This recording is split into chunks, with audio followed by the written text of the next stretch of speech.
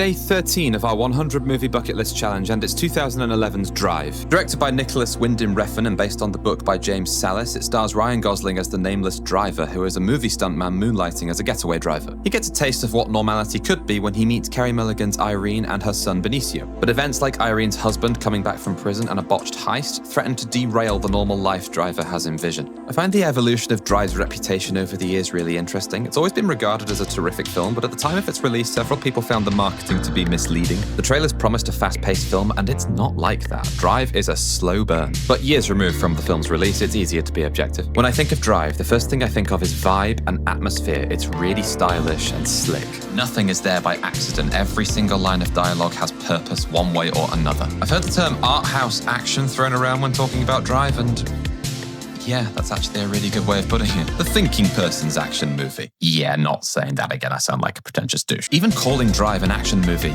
might be misleading. It's a crime drama with a bit of action. There are a number of scenes, especially two-handers between Gosling and Mulligan, that feel so intimate it's like watching a play. Some lines are so brief that written down you might wonder if it'll make for an interesting scene, but when you have actors the caliber of Gosling and Mulligan and everyone else, you don't have to worry. I'm not saying the script is boring, by the way. It's a film with a lot to dissect, and you're going to get more out of it the more you watch it. Gosling's performance in particular is something that evolves throughout the film. When he's on a job, he's cold and calm, but when Irene enters the picture and that normal life becomes possible, he becomes more overtly expressive. And when that dream of normality comes into question, he becomes colder again and darker. And for a character who doesn't talk much or even have a name, it is a hugely expressive performance. Bearing in mind what a beautifully made and directed film this is, I don't think it would have worked as well without Gosling. Mulligan, Albert Brooks, Ron Perlman, Bryan Cranston, and Oscar Isaac also give great performances, particularly Isaac as Irene's husband, Standard. He's not in the film a ton, but he feels like a character who you don't know what he's thinking and you're never sure what to make of him. And I don't think the movie ever explicitly confirms what Standard was in prison for, making him even more of a mystery. This movie is stunningly made, the characters are varied and strong, and the story itself is interesting enough, but for me, not as engaging as the characters in it. It's not at all bad, I think it's more a question of comparison. I love the characters and their relationships so much. For me, the actors bouncing off each other is more fun than the specifics of the plot.